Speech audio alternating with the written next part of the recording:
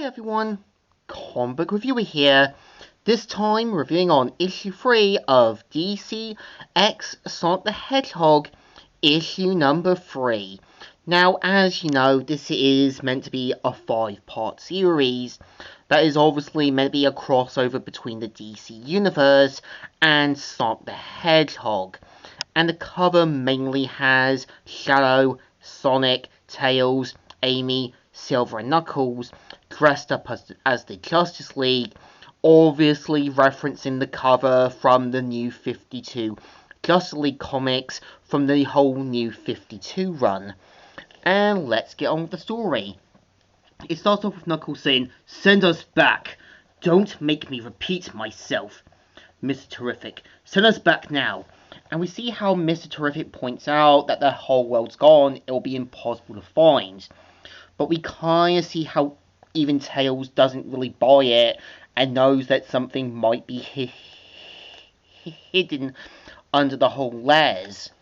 But we even see how even Mr. Terrific points out, now that the Justice League is halfway gone, other villains might get a little too happy knowing that they can do whatever they want. So we kind of see how Sonic and the others decide to pick up the slack, and we see how Silver ends up becoming worthy of John Stewart's ring, and ends up becoming part of the Green Lantern Corps. And we see how Silver, along with Kilowog, Chip, and Tom Ruh, try to take on Sinestro. But after getting overpowered and defeated, we see how obviously Silver and the other Lanterns call out their next big attack, and we see how Silver says, "What's the matter, Sinestro? Scared?"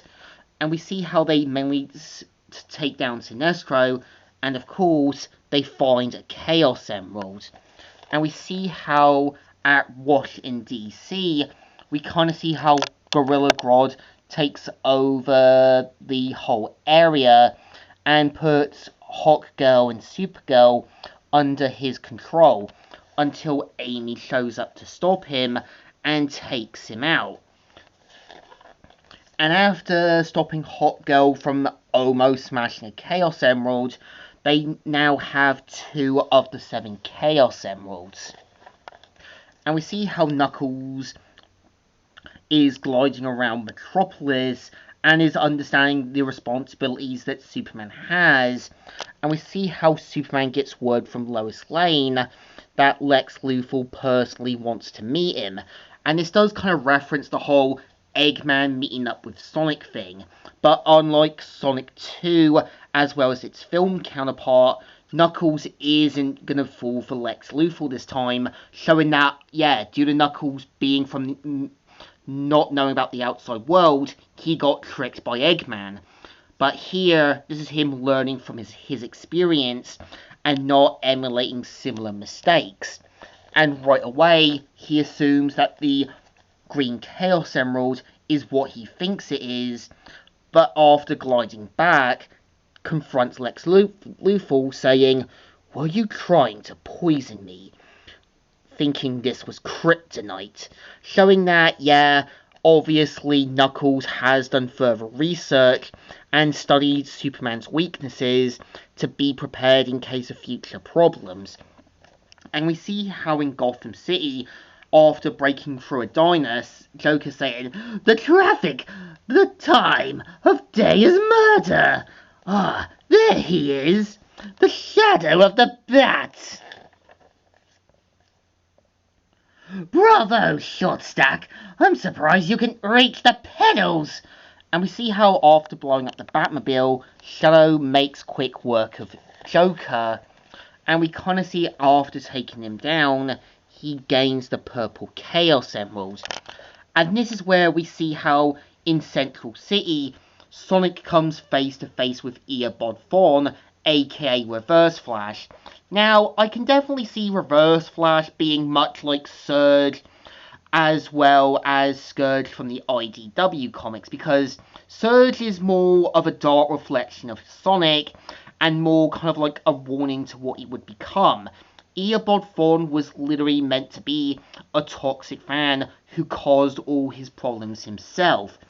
and we see how both Sonic and Eobard Fawn duke it out, and of course, after Sonic steals the blue Chaos Emerald, he makes quick work of Eobard Fawn, and him saying, "So fast, did he tap into the...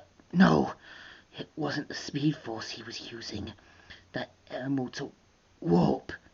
And we kind of see after getting all the Chaos Emeralds, they head to where, obviously, the Hall of Justice, which is obviously meant to be like the Sonic version of the whole Restoration HQ. And we see how Beast Boy plays a practical joke, pretending to be a green echidna. And of course, after analysing the whole Chaos Emeralds, they now realise that their dimension was there all this time. And after using, obviously, 6 of them, and the 7th one being in that dimension, they now decide to go back to that world to confront Darkseid and help the Justice League. And after going in, they go back to their world, ready to take on Darkseid, save the Justice League, and hopefully put this nightmare to rest. And this is the story. So I think this one is kind of okay, but obviously it's quickly thrown them into the DC universe. It's just thrown them with random DC villains, and you never do see how even Sonic or maybe Knuckles mentions how some of these villains seem awfully familiar to their counterparts. I mean, we also know Ares, as well as also Hercules from the Wonder Woman comics, is meant to be a copy and paste version of Pachacamac. We obviously know Sinestro is meant to be a lot like Nephilis, and we also know as well Dr. Starline being like Professor Ivo, as well as obviously